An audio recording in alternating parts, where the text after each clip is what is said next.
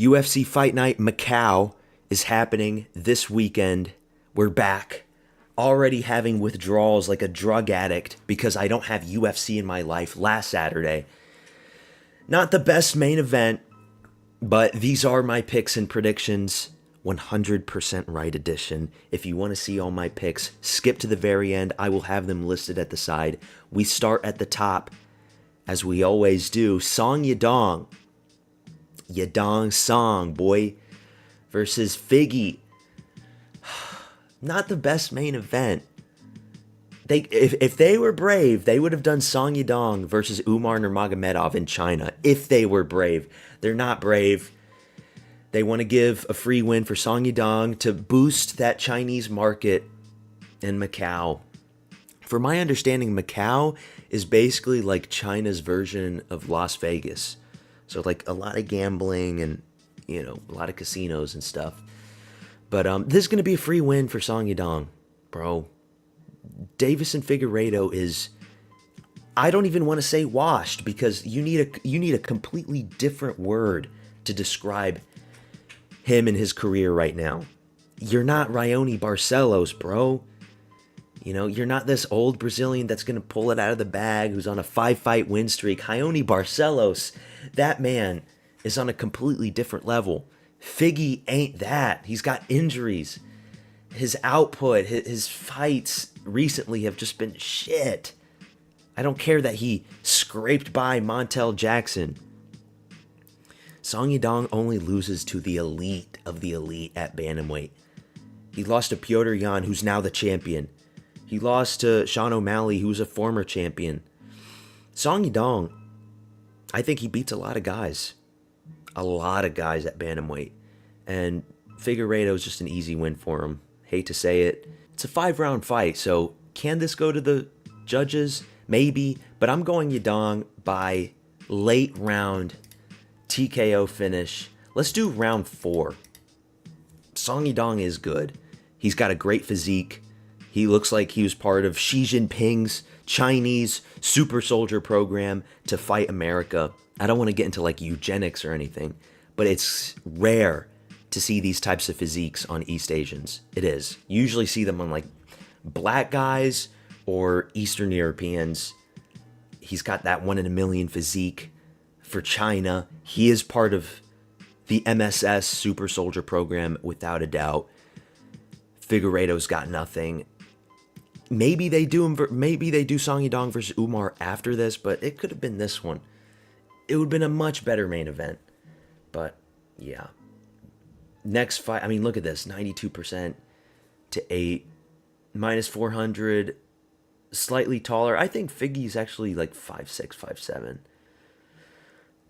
Similar reach. And he's 10 years younger. So, yeah. 8% are going Figgy. What the fuck you guys doing? What are you doing, man? Co-main event. Weird-ass co-main event. But I guess it makes sense because Zhang Ming Yang was the main event for the last China card against Johnny Walker. Zhang Ming Yang versus Alonzo Menefield. I'm going Zhang Ming Yang still. I picked Zhang Ming Yang to beat Johnny Walker, and we both got fraud checked. But this guy, right, before the Johnny Walker fight, he was having round 1 knockouts against like 12 different opponents in a row. And I'm not going to discount that for him. They were jobbers, don't get me wrong. Anthony Smith, Ozzy Diaz, Renson Ribeiro, Tuco Tacos. Literally the 4 worst light heavyweights on the roster of all time, right? And Alonzo Menefield, I rank him slightly above those guys. Like, he is better than those guys. But I'm predicting a round 1 knockout for Zhang Ming Yang. Because Alonzo Menefield has negative IQ. This guy charged straight in like a dumb Ashton Hall bull to Carlos Ulberg and gets sparked out like that. And then, after that, had a war with Azamat Murzakanov, was being more cautious, but Murzakanov was just too good. Murzakanov is still good. Paulo Costa just has a style that beats him against southpaws.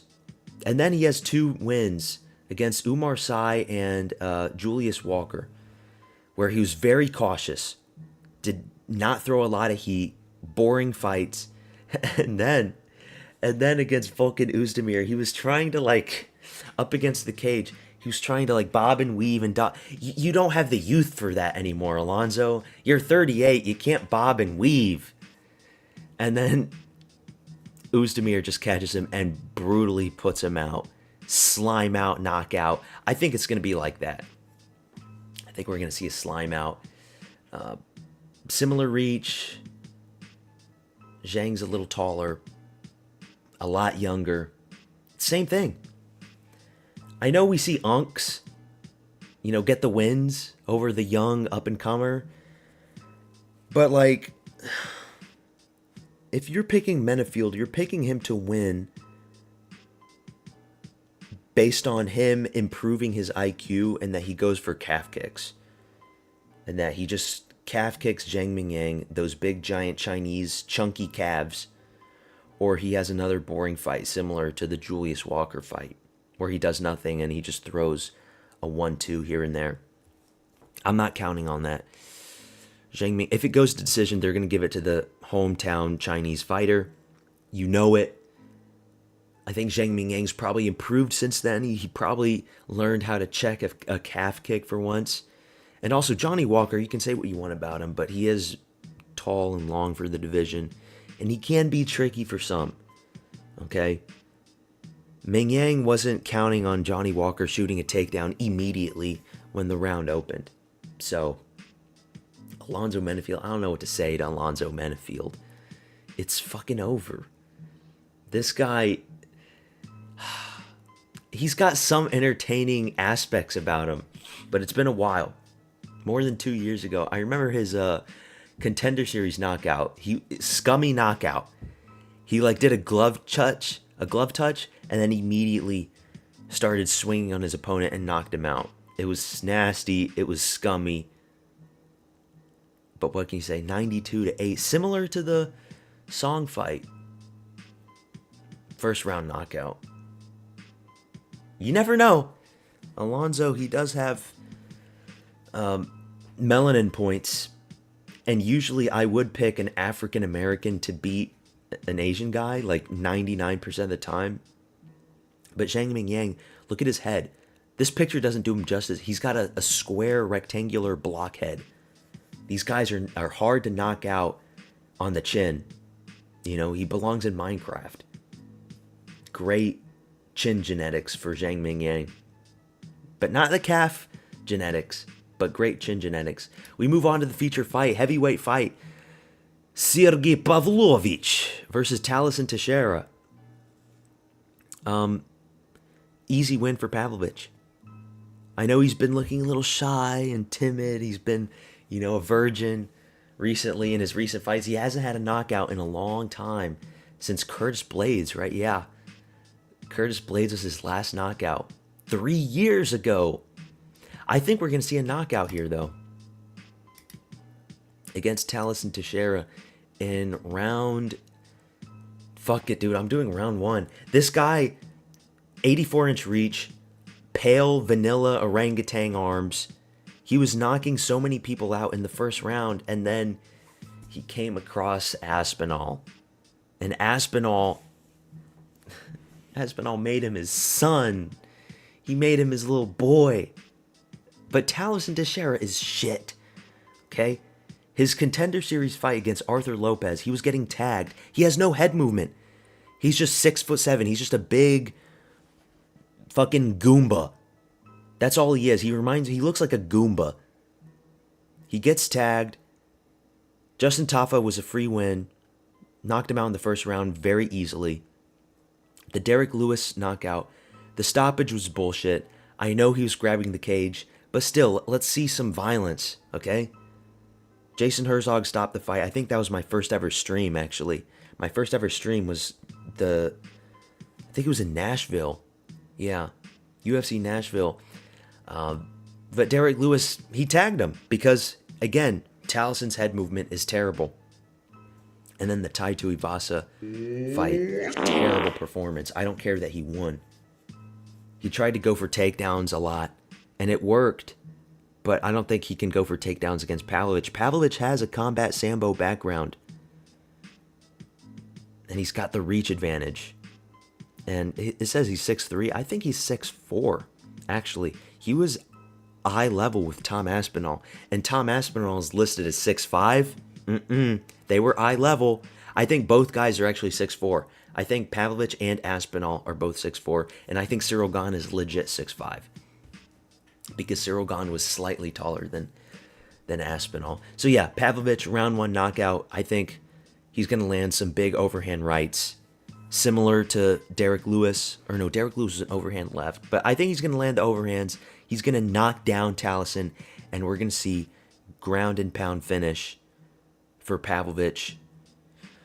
The Spetsnaz warrior will return, and also more fight experience for Pavlovich, 20-3. And his only losses were in the UFC against Overeem, his UFC debut, Aspinall, and Volkov. These are not guys that you should be upset losing to. These are top elite guys. Volkov is a tough guy to beat for anybody. Volkov beats everybody except for Aspinall, and that's it. Volkov beats Pereira. Oh, whoa, people aren't going to like that. Volkov beats Pereira. Volkov's got a good kickboxing background similar to Pereira, but he's taller, longer, more reach. Volkov beats Kuniev. He beats Tyrell Fortune. He beats all of these guys coming up. He beats Walter Walker, I think. I think Walter Walker's a one-trick pony. He beats, who else? He beats all the other ranked guys. And he would beat Taliesin Teixeira. He would beat Pavlovich. So, Pavlovich, he's still good.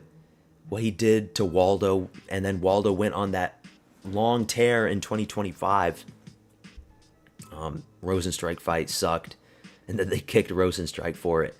But yeah, he's got good fundamentals. I do think he's got a decent chin. It's just that Tom Aspinall caught him in the temple. Hey, you got caught by Tom Aspinall. It is what it is. I'm going Pavlovich. I think it's going to be a free win for him. And he's a minus 400 favorite for a reason.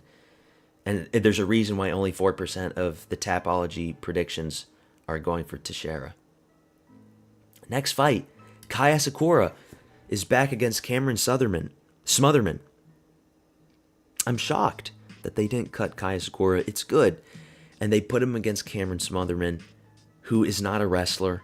I don't think he shoots any takedowns at all. Can't remember. But he can't make weight. He was supposed to fight against Ricky Tercios, remember? And he fainted and landed and had a belly flop right in front of the weigh-ins. So that's not good. But yeah, I'm going Kai Asakura. Kai Asakura, I think he'll get his first UFC win. Knockout in round 2. Kai Asakura, most undeserved title shot. Dude, he had a title shot in his UFC debut against Pantoja. That just goes to show that flyweight back then was just, it was dead. Because I think it was before that or after that, Urseg got a title shot, and Urseg didn't deserve it either. And that was UFC 301. I remember it. It was after 300.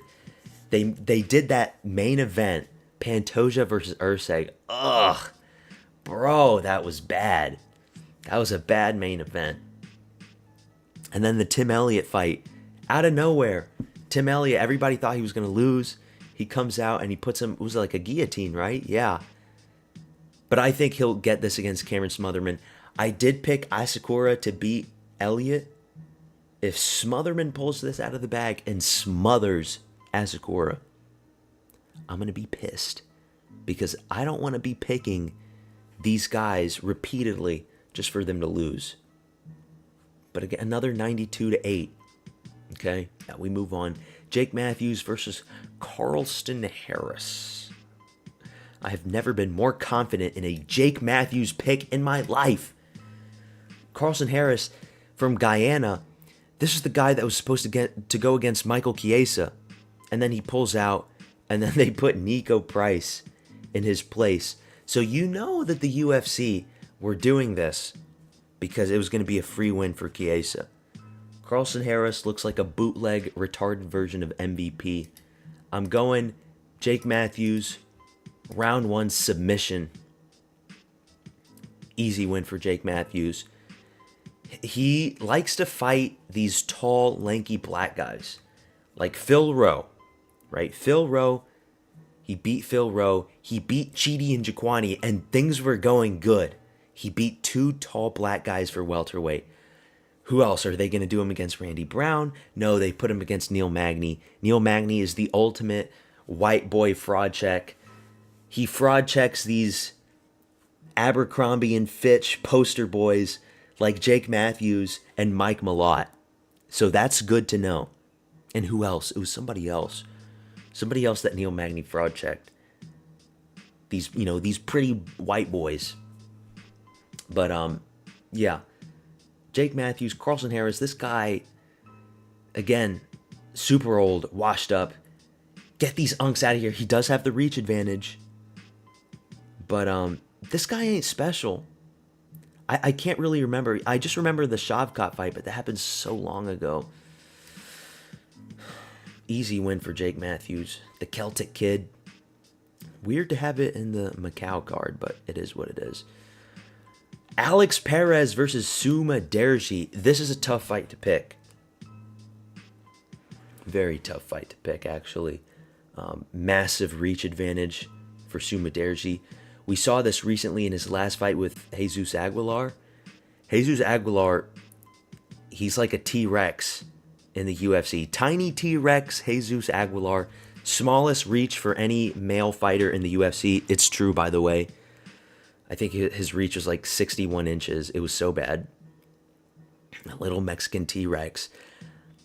And yeah, he beat him, but he didn't look super duper impressive. He should have finished him. He's very passive for a fighter. And Perez proved me wrong fighting against another tall opponent in Long Dong Johnson, which was a great win, knocked him out bad. And I'm thinking to myself, it was the Tyra fight where he got injured. Almabayev put him in the standing guillotine, which was bad. Can Suma Derji do the same thing? No, he's going to be striking. And if you strike with Alex Perez, there is that chance where you get knocked out. He does swing wildly, and he can be accurate. He lost to Tim Elliott and Johnson, and then his last 3 wins. Split with Mitch Raposo, not good. Kevin Borjas, the Peruvian that has no redeemable qualities about himself, fucking sucks. And then Jesus Aguilar, sucks. I'm going with Alex Perez. And it's scary because Suma Derji's Chinese, or he's Tibetan. And if it goes to decision, it's a 3-round fight. They're probably going to give it to Suma Derji in controversial split decision. That's a possibility. But I think Perez is going to catch him. Knockout in round 3. I'm hoping for a scrap. I think Perez has recuperated from those injuries in the past. Great win against Long Dong Johnson, man. What can you say? He's got that stocky build for flyweight, which is good. He doesn't sacrifice a lot of his muscle mass. And I think, by the way, Suma Derji's taller than 5'8". I think he's like 5'10 or like 5'9. He's tall. He's like Tagir Ulanbekov. Big weight bully for the division. I think he's like 5'9 actually. Yeah. Perez by knockout. But wouldn't be surprised if we see like a split decision for Suma Derji. Luis Felipe Diaz versus Yi Shak Lee. I'm going to fuck you with my egg roll, cause my name is Yi Shak Lee. I looked at this Luis Felipe Diaz guy. Had a Contender Series fight last year. Didn't look the best. But he did lock in a rear naked choke against some bum.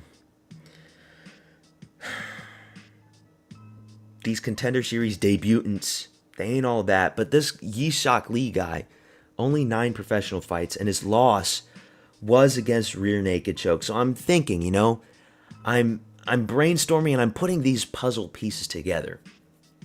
If one guy gets finished by a rear naked choke and the other guy is coming off a rear naked choke win, and by the way, this Diaz guy, he's not super duper active. Like, he's losing and he got knocked out 4 years ago, but he's having his debut. I think this guy was supposed to be on Road to UFC or something. There's some Road to UFC guys in these prelims going on here.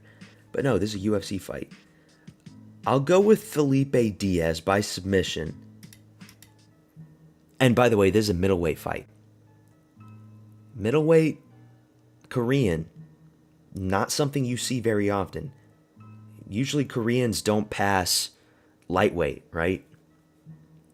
They don't pass 155. So a middleweight Korean is usually not good. And I remember in the Contender Series last year, there also was another middleweight Korean, and he just fell flat. I'll go round 2 submission for Diaz, but this guy might be good. We just don't know yet. We just don't know. And he has submissions of his own. He's got a Von Flue choke submission.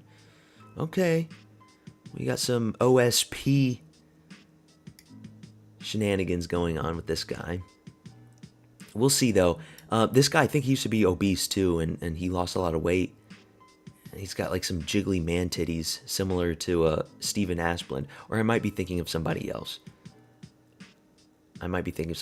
Same reach, smaller height for the Brazilian, a little older. It's okay. We're going to go with Diaz. Meng Ding. Oh, my God. Meng Ding. He's back, man. I love me some Meng Ding. Versus Jose Henrique. Canela Henrique. Puta de tu madre. Welterweight.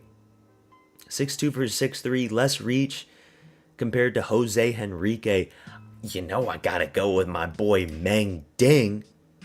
Meng Ding. Big Ding, dude. Knockout in round 3. This Jose Henrique guy, 9 professional fights. Dude, Meng Ding has had, like, so many more fights. I know it's different for, like, Chinese fighters. They usually have these long, padded records.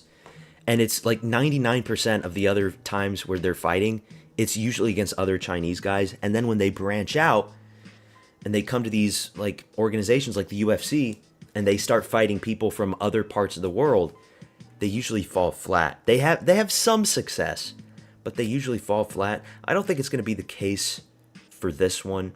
Jose Enrique, look at his face, okay? Look at that face. Does this strike you as somebody that looks very tough and durable? No. No, come on now. There's some Brazilians that you look at and it's like, oh shit, that guy's fucking scary. And then you have the opposite and it's just this. He looks skinny fat from his picture just by judging on his facial bloat. And he's only had 9 fights. And he got knocked out in the Contender Series by a guy named Yusaku Kinoshita, who I'm assuming is Japanese. Getting knocked out by a Japanese guy at welterweight. And this guy, I don't even remember who Yusaku Kinoshita is. So he must have lost every other fight that he had in the UFC after he got in. So that is not good. I'm going with Meng Ding because I love his name. His name is very funny to me. 31 years old, he's got, and this guy's 24, so he's, you know, we like to say youth advantage on this channel, but not at 24. Youth advantage only comes into effect when somebody's like in their late 20s and their opponent is in their late 30s. Late 20s, early 30s, prime years for a man, but not 24. 24, you're still developing. Your prefrontal cortex hasn't completely matured yet. But Meng Ding does have less reach. But I'm going Meng Ding. What'd I do? Round 3 knockout, that's right. Next fight, Aori Qileng, the Mongolian murderer, versus Cody Haddon. Again, what I was saying, long padded record, 26-12. 90% of his fights in his record are other Chinese guys. And he's a plus 280 underdog against Cody Haddon. And look, I was saying the same thing. Oh, only 9 fights.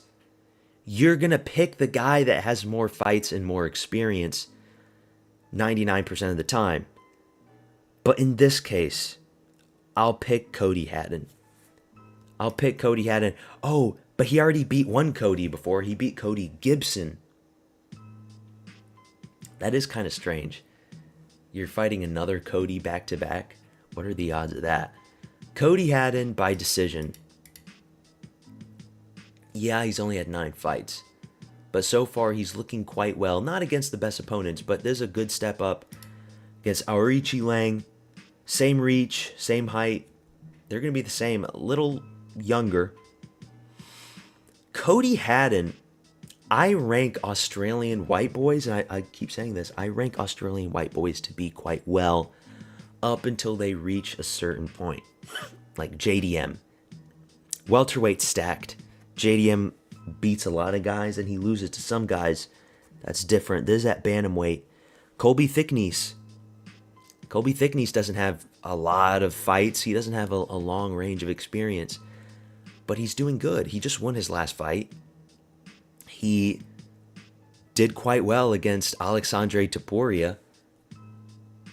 There's something about them. Look at Quillan Salkilld. Look at Cam Rouston. They're winners over there in Australia. They're winners down under, yeah, cunt. I'm going Cody Haddon by decision. I just feel it in my bones. I just feel it. Ray Suruya versus Luis Gurule. This guy fought 2 weeks ago, or 1 week ago.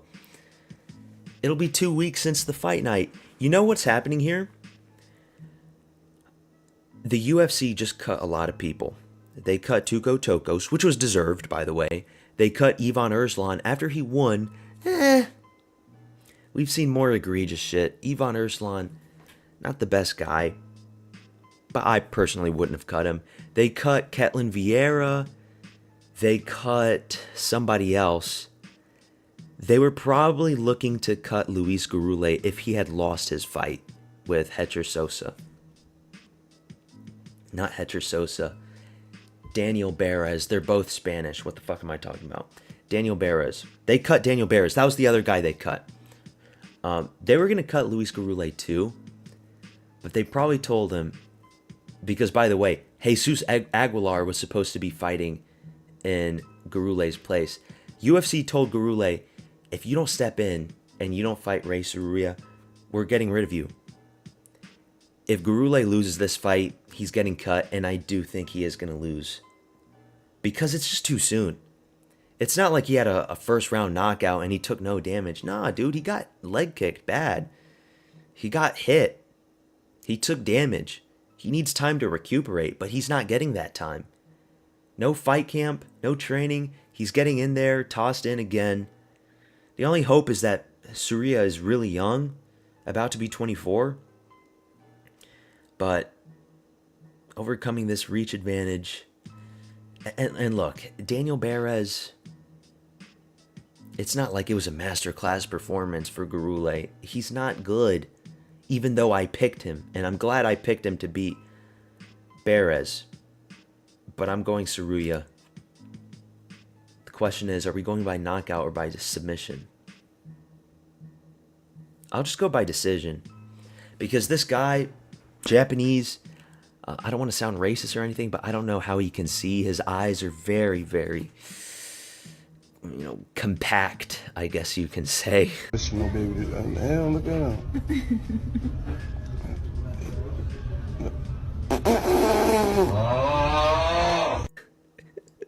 But, yeah, Suruya by decision. Way too soon for Gurule. Say goodbye to Gurule, man. We're not going to see him again because you know damn well the UFC is going to cut him after this. I think Suruya is just going to pick him apart at range. He's not going to get hit. And, yeah, losing to Joshua Van. He's the champion. Who gives a fuck? And he survived. Unlike another Japanese guy who I picked. He actually went to points. He went to the judges' scorecard. Yeah, goodbye, Luis Gurule. It was nice knowing you. People have Suruya by decision. Angela Hill versus Jingnang Zhang.